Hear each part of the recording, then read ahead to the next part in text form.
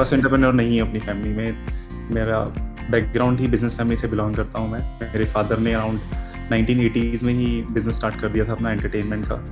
तो मेरे Elder brother जो मेरे बड़े भाई हैं वो भी बिजनेस में ही हैं, फैमिली बिजनेस में ही है। तो मैं मेरा अपब्रिंगिंग ऐसा हुआ है कि मैं एक फेमिनिस्ट फैमिली बिजनेस फैमिली से बिलोंग करता हूँ। हाँ, एम्ब्रेन में मैं एज एन इंडिविजुअल भी आया हूँ। 2018 में मैंने ज्वाइन किया।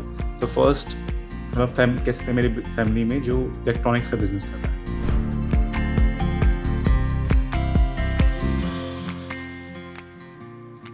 जो कंपनी हमारी एस्टेब्लिश हुई, फॉर्म हुई, वो 2012 में हुई। इनिशियली हमने प्रोडक्ट्स जो लॉन्च किए थे वो कंप्यूटर रिलेटेड प्रोडक्ट थे, आईटी रिलेटेड प्रोडक्ट्स थे, टैबलेट्स वगैरह। ये बात है अराउंड 12 के अराउंड की। हमारा काफ़ी ज़्यादा ट्रैवल रहता था अदर कंट्रीज़ में, यूरोप वेस्टर्न साइड में। तो तब हमने देखा कि एक प्रोडक्ट बाहरी कंट्रीज़ में अवेलेबल है जो पावर बैंक होता है, जिसे पावर बैंक बोलते हैं। एंड वो काफ़ी यूज़फुल प्रोडक्ट था। काफ़ी लोग अपने ट्रैवल करते टाइम उसको अपने हाथ में रखते थे।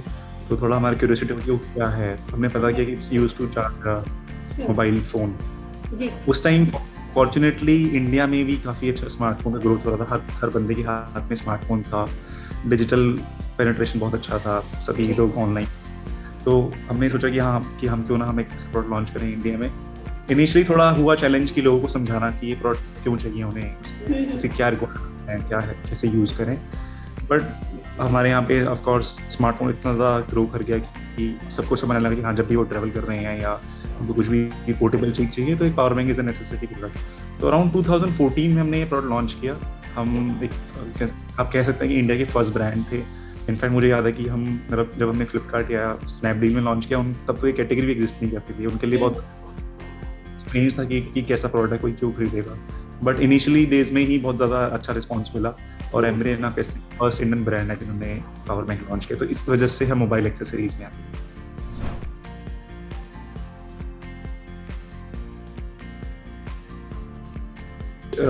सच कोई मतलब बहुत थॉट प्रोसेस नहीं है इसके पीछे।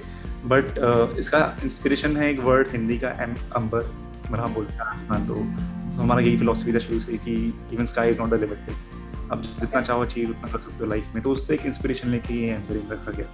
एज सच कोई वर्ड आई थिंक हमें नहीं पता इसका कोई मीनिंग है, बट इसका इंस्पिरेशन अंबर वर्ड से।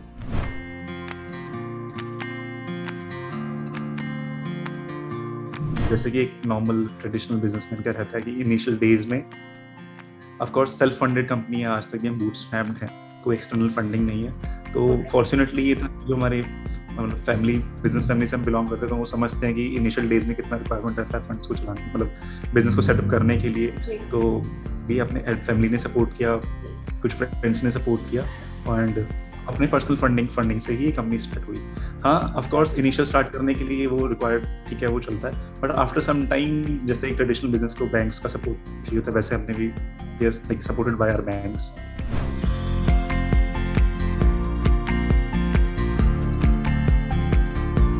एम्ब्रेन की बात करें तो हम जितने भी चार्जिंग प्रोडक्ट्स आते हैं मोबाइल एक्सेसरीज में, जैसे कि पावर बैंक, चार्जर्स, केबल्स, तो ये एज अ ब्रांड हमने काफ़ी ज़्यादा ग्रो किया है पिछले कुछ 5-10 सालों में। एंड अब कह सकते हैं कि हम टॉप ब्रांड है इंडिया में अगर हम बात करें चार्जिंग पोर्टफोलियो में।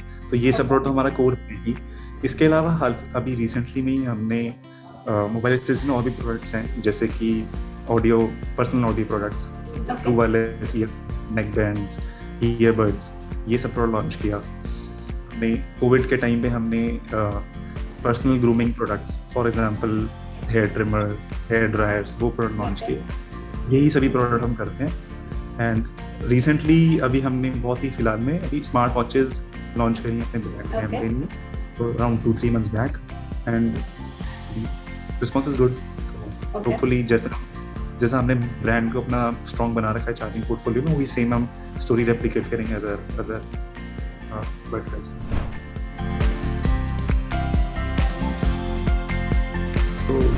तो वैसे इंटरनली यही बात करते हैं, अगर किसी भी बिजनेस में कंपटीशन है तो अच्छी बात है। इट मीन्स कि वहाँ पे मार्केट एग्जिस्ट करती है।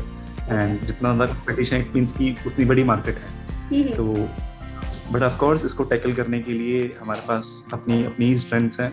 फर्स्ट इज जो भी हमारे कॉम्पिटिटर्स हैं मेनली वो मतलब उनकी मैन्युफैक्चरिंग प्रोसेस इंडिया में नहीं है, वो चाइना से सोर्स करते हैं या यहाँ सोर्स करके अपना ब्रांड पुट किया और सेल आउट करते हैं। हमारे साथ ये है कि हम खुद हमने 2015-16 में ही हमने अपना मैन्युफैक्चरिंग प्रोसेस यहाँ इंडिया में ही सेटअप कर लिया था। हमारी खुद की फैक्ट्री है, यहाँ पे हमारे ज़्यादातर प्रोडक्ट्स हमारे इंटरनल इन हाउस ही बनते हैं।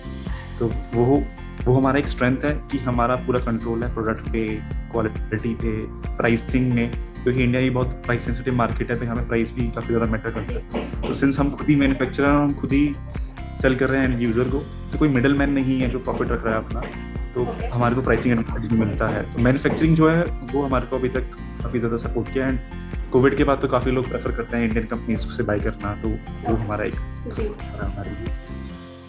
दूसरा ये कि हमारे पैन इंडिया लेवल पे customer, we have more than 400 customer service centres, तो हम प्रॉम्प्टली अपने कस्टमर्स को सर्विस दे पाते हैं अगर कोई भी उनको इशू रहे, तो जो हमारे फेवर में, हमारे एडवांटेज में रहा है। एंड टिल डेट हमने लगभग 2 करोड़ कस्टमर्स को सर्व किया है, तो वो एक रिकॉल बन गया है कि उन्होंने फर्स्ट टाइम प्रोडक्ट यूज़ किया, हमारे को ट्रस्ट किया, अब उनको अच्छा लगा तो वो रिपीट कस्टमर्स भी हैं हमारे। ये सभी फैक्टर्स मिला के हम कॉम्पिटिशन अटैक कर पाते हैं।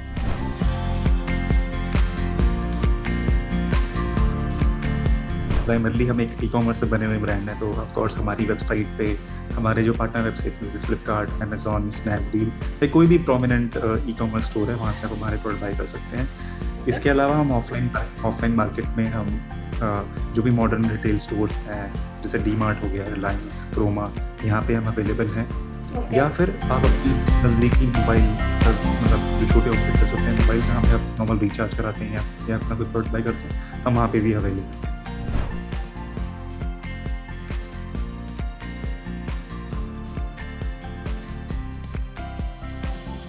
अगर हम बात करें अपने शॉर्ट टर्म प्लान में, तो अभी हमारा यही फोकस है कि हम कितना ज़्यादा अपने ब्रांड को स्ट्रॉन्ग करें, जितने ज़्यादा प्रोडक्ट रेंज हम मार्केट में वेल एस्टैब्लिश कर लें, उसके बाद हम ट्राई करेंगे अपना स्टोर खोलना। क्योंकि सिर्फ एक, मतलब मुझे लगता है कि सिर्फ एक कैटेगरी से मेरा वो जस्टिफाई नहीं हो पाएगा मेरा स्टोर, क्योंकि कंज्यूमर को जब तक मैं ऑफरिंग ज़्यादा नहीं दूंगा तब तक वो नहीं आएगा मेरे स्टोर पे। तो वो हमारा लॉन्ग टर्म प्लान है। शॉर्ट टर्म में अभी अपना ही जितना मतलब प्रोडक्ट रेंज को एस्टैब्लिश करने का है।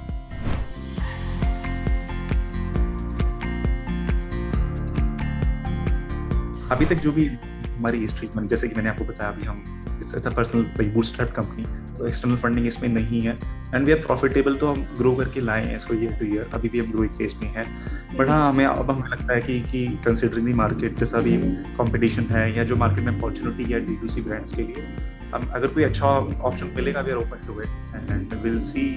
we're not only for the money, of course बहुत सारी चीज़ें हैं, बहुत सारी सिनर्जीज हैं जो होनी चाहिए, उसके बेसिस पे ही हम जाएंगे।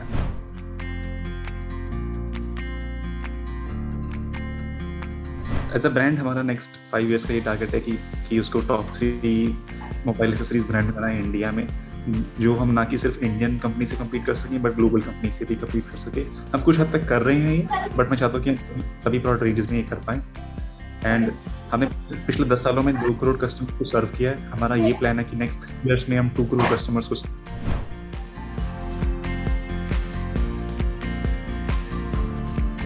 पर्सनलाइजेशन यही रहेगा कि अगर हम बात करें इंडिया कंट्री की, we are among the top growing economies in the world right now, and year on year हम ग्रोथ कर रहे हैं। इवन हम कोविड में भी ग्रो कर रहे हैं, पेंडेमिक के टाइम पे भी। तो एक बहुत ही अच्छी अपॉर्चुनिटीज़ हैं हमारे जैसे ब्रांड्स के लिए, D2C ब्रांड्स के लिए, कि वो next 10 years, so I think it's a golden age for every internet related business। तो मेरा ये सजेशन रहेगा कि हाँ सही टाइम है ये बिजनेस करने के लिए, बट सिर्फ just for the sake of doing business आपको बिजनेस नहीं करना चाहिए। अगर आपके पास कोई इंटेंट है, आपका कोई पर्पस है बिजनेस का, या कोई मतलब आप कोई प्रॉब्लम सॉल्व कर रहे हो या किसी को हेल्प कर रहे हो, तो बहुत ज़्यादा चांसेस हैं आपके सक्सेस होने के लिए। तो आपको काफ़ी लॉन्ग टर्म प्लान रखना पड़ेगा अपने बिजनेस के लिए, बहुत शॉर्ट, मतलब ऐसा नहीं कि आप शॉर्ट टर्म प्लान से नहीं अचीव कर पाओगे। मार्केट बड़ी है तो कंपटीशन भी बड़ा है एंड आपको परसिस्टेंस रखनी पड़ेगी, रखना पड़ेगा। मार्केट में बहुत सारी अपॉर्चुनिटीज हैं एंड यही सब कंट्रोल करते हुए sir golden time for any startup. हाँ, इनिशियली आपको खुद के होता है कि कुछ चैलेंजेस आए फंड रेज करने में, बट अगर आप कुछ भी इनिशियल ट्रैक्शन ले आते हैं तो यहाँ में आजकल बहुत सारे वेंचर कैपिटलिस्ट अवेलेबल हैं, बहुत सारे फंड्स अवेलेबल हैं। अब शार्क टैंक हम देख रहे हैं कि हम, मतलब आई थिंक ये तो बहुत ही गोल्डन टाइम है। आस्क योर फोरफादर्स की उनके टाइम में क्या होता था, उन्होंने कैसे बिजनेस स्टार्ट किया है, कैसे बिजनेस सेटअप किया। तो हम तो बहुत फॉर्चुनेट हैं इस टाइम पे कि इतना ज़्यादा, मतलब स्टार्टअप इतना ज़्यादा ट्रेंड में आ गया कि लोग सपोर्ट कर रहे हैं, एज ए सोसाइटी हम सपोर्ट कर रहे हैं। तो अगर आप कुछ आपका पर्पस ड्रिवन बिजनेस है तो वहाँ आपको लोग भी मिलेंगे जो आपको सपोर्ट करेंगे in terms of funding, in terms of team, in terms of everything. तो बस आपको सॉल्व करना है।